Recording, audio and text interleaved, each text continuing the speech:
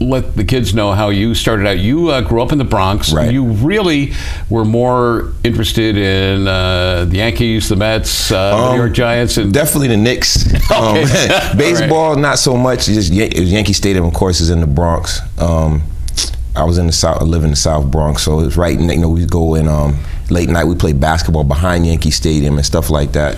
And we always see the games. When you were younger, you got free tickets to the Yankee games for hat night or whatever. But it was more sports than music. But music definitely was a big influence growing up because in the summertime, everybody has the big boom boxes from back then and different park jams and stuff. So you kind of got a little bit of everything.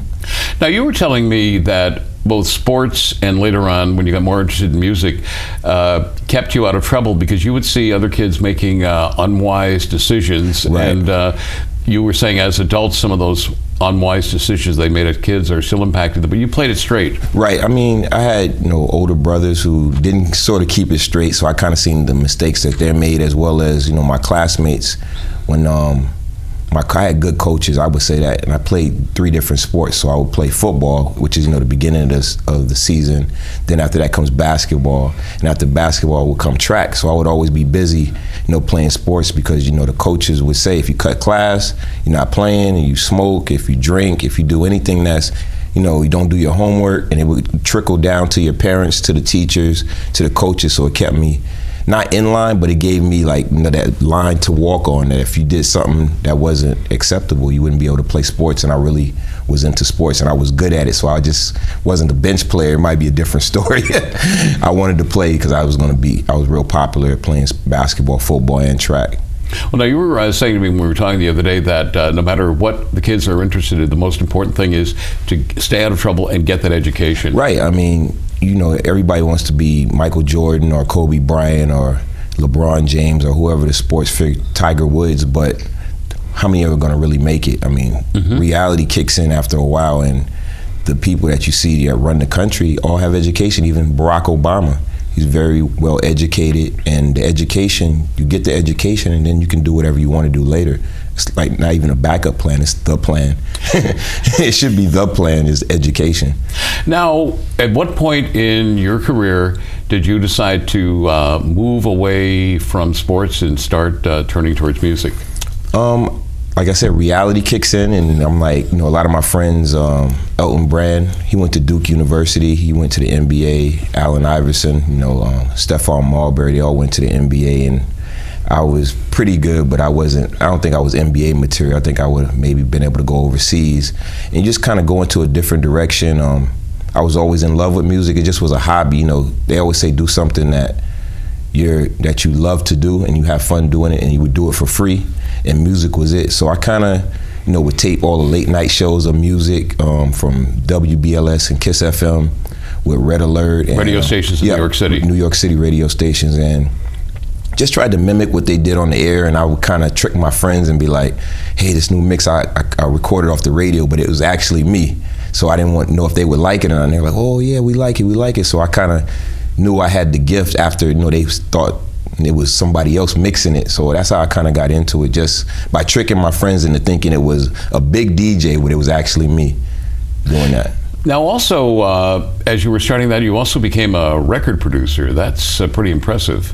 Right. Especially in the New York City area. I mean, I wanted to do stuff that was different from the average person. I've always been like that. Like, guys, we'll go to basketball practice and I would be the guy 2 hours shooting later. I would always just do extra stuff and just mixing records. That wasn't really all I wanted to do. I always wanted to take the drums and the sounds and create my own.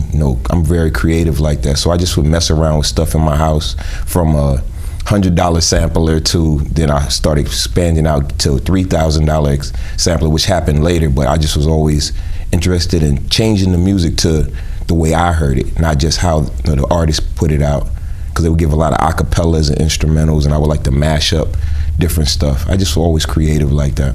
How were you able to break into the record producing industry?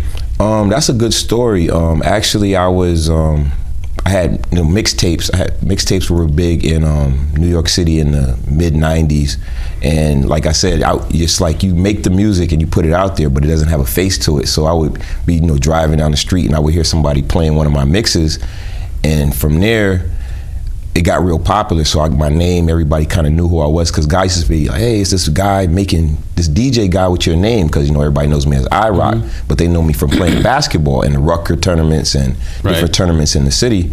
So I used to always play off of it like, yeah. They's like, yeah, I think he stole your name, because it said DJ iRoc, but I never told anybody I really did it. I kept it like the anonymous DJ iRoc. Nobody knew what I looked like. What you do at Albany Broadcasting.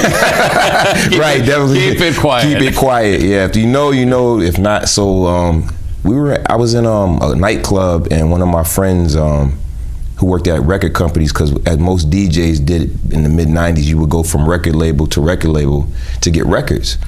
So I met one of the execs who used to work at Uptown Records, Super Mario. And he started working at Bad Boy Records with Puff Daddy. This is when Puff Daddy first started out. And he was like, yeah, I'm looking for a couple people, for interns over here. And I was kind of like, interns don't make any money. But if it was a way to get next to Puff Daddy and, get into the industry, I would do it. So I started out by handing out flyers and doing club events. And a lot of the interns, some of them are serious, and some of them fall to the wayside because they're there for free T-shirts or they're for the hang around. Yeah, to hang around. And I wasn't a hang around person. You go to the office, everybody's on the phones and they're talking to their friends, but they're not working. I was more of a workaholic. Like, I'll do this, I'll do that, I'll go get coffee. I was really taking it serious. And Puff noticed it, and he said, "You don't want to make those mixtapes, right?" I was like, "Yeah." So then I tried to, well, maybe you should have me do some of your parties. And he was like, "Well, I don't know about that yet, but keep working and we'll see what happens." And it was a thing. We went to a convention in Atlanta, and Kid Capri, the world famous Kid Capri, was late, or he missed his flight, and the DJ that was there wasn't doing too good. He was like, the party was a lot of execs there, like not Clive Davis, but big execs. Jermaine Dupri was there, a lot of artists, and the party was not doing good. And he was like, "You always asking me to," Puff Daddy was like, "You always asking me to do my parties. Let's turn this party up." So I said, okay. I didn't have any records. I went to the DJ, told him, "You're out, I'm in." He didn't like that too much, but long story short, that's how I got my first step in, other than an intern, to actually start working with Puff. He said, "You did a great job." He gave me some money, and from there on, I started, working more closely with him, and then I started letting him know I had production ideas. And he was kind of looking at me like, "Yeah, come by the studio." So I came to the studio, played some stuff for him, and he was like, "You got some stuff." So he started letting me come by the studio more often. So I started going from the office to the studio every day, and that's kind of how I got into it, to watch the real producers do it and see how it's really done.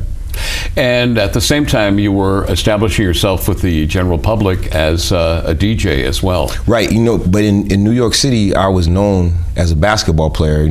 All summer tournaments, I would play I would have like 4 games a day. It was just crazy. We would go from West 4th Street to King Dome in Harlem, to Rucker Park in Harlem, to another tournament in the Bronx, and then the next day we would do the same thing. It just was like we play on all these different tournaments, and the guys would pay us to play in their tournaments. So it was like mini leagues where they would give us money to play. That's how we made our summer money.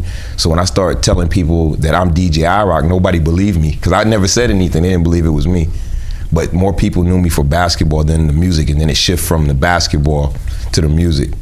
Now, when you go from city to city, whether it be in the United States or in Europe, first thing you would do, you would check the Billboard charts to see what songs were popular in certain areas, and then you would go into town, check with the radio stations, and check with the record shops, and you would find out. So you did research before you would have to do your research before you actually performed. You did your homework. Well, it was in New York City. If you're not on top of your game, somebody's going to take your job. And I learned a lot from Puff Daddy, Diddy. Everybody knows him as Diddy now. He's a workaholic, and I get my work ethic from him, as well as Alicia. Like Alicia, it was the same story. Alicia we would rehearse for like 3 hours, and then everybody would go eat or get breakfast, and she would still be playing her piano in her room for another 3 hours right up until showtime. And I'm sort of the question and answer guy. Like if I don't understand something, I'll ask. And I said, you already know how to play the piano. You know, she's Alicia Keys. Why do you play for 3 hours after we rehearse? And she said, because when I go on stage, I want it to be like breathing or walking. I want it to be natural. I don't want to think about it. So the more I play, the more natural it'll be. And I just pick up little different stuff from every artist that I work with, because they are great artists. And Puff would get, in the heyday of Bab, I think he still does it now. He's a workaholic. He might get 2 hours, 3 hours sleep. He'll go, he'll be with us at the club, and 2 hours later, he's right back in the office at 8 in the morning, right with us. He's not going to ask us to do anything he's not doing. So it's just that work ethic that was instilled in me. So when we go to different cities, by working at Bad Boy, the Billboard would come through, and the Billboard Monitor, which has every radio station in the country. So I made it my business that when it came through, I would swipe it. I wasn't supposed to take it, but I would swipe it. If I'm going to California, I would swipe it, and I'd be like, okay, LA, these are the top songs, and I would write them down and make note of that. Then I would get to the city and go to 2 different record stores and ask, the people work there. And then when I would get to the venue, I would, ask a couple of girls, a couple of guys, with some of the popular songs, and I would make my playlist off of that, because the people are going to tell you what they want to hear, not a playlist, because the playlist could be wrong. Well, one of the things for the kids watching today is the fact that it really is a job, and Definitely. you want to be the best at your job. But also, this business, it's a job, but it's not a job. It's a way of life, and you've got to accept that. And if it bothers you to work on Christmas and New Year's or late hours, don't get into it, right? Right, definitely. Music, a lot of people get in it for fun, and there's no problem with that. But when you want to take it seriously, it is a job. And the thing about the music, it's a gift and a curse, because you're monitoring yourself. There's nobody to sit there and be like, hey, you should work an extra 5 hours, or you should sleep right now, or you should eat. My wife would, I would be in my basement working on music, and I would be down there for like 12 hours straight, didn't eat all day, anything, and she would bring me food, and I'm saying, oh, that's food, I didn't eat today. But you're so much into the music, excuse me, that everything else is, oblivious to everything else. You're just in that moment. And a lot of people don't get the hard work that goes in. They just see, you're on TV with the gold or the, new cars and everything, but they don't know what comes really, the hard work before that. And a lot of artists, once they get it, they forget how they got it, the hard work, and they lose it sometimes. So, one of the things you stressed with me too, growing up and in this business, in fact, you told me a story one time that you visited a New York City radio station with a couple of people in your crew. And you bring up that story. One of the people walked out with a CD, and you said, where'd you get that? And they took it off the desk, and you got rid of that person because you didn't want to surround yourself growing up in business with people like that. You want the highest caliber person that you want to associate with. Right, and it comes from whoever you surround yourself. If you surround yourself with people with integrity, then that's what you're going to get. If you surround yourself with negativity, you're going to get that as well. And yeah, I had got invited to a popular, I won't say the name, right. Protect the names of a popular radio station in New York City. I got requested to come guest DJ up there, and it was like a big moment for me. And I had, at that time we were carrying records, so I needed a couple of people to help me carry them. So I took 2 of my boys with me. And we get up there, and the guy's interviewing me. I'm DJ. Everything went great. And we get back to the car, and they're like, "What CD did you get?" I'm like, "They were handing out CDs?" Because I didn't see anybody handing out. They were like, "Oh, it was just 2 CDs on the desk, and we just took them." And I was like, and I not scolded them, but I kind of cursed them out and was like, "That's not cool. That could affect my whole career. If you wanted a CD, you could have asked, or I would have bought one for you, Sure. But they didn't do it maliciously. They just kind of was like, it was there thinking, oh, they got 1 million CDs. It wasn't like, they were ski masks and trying, it just was, they seen some CDs and they just took them. It wasn't cool. And I told them it wasn't they're no longer here with me. Well, guess what? You have been a great interview, and we are out of time. And I knew you would be great.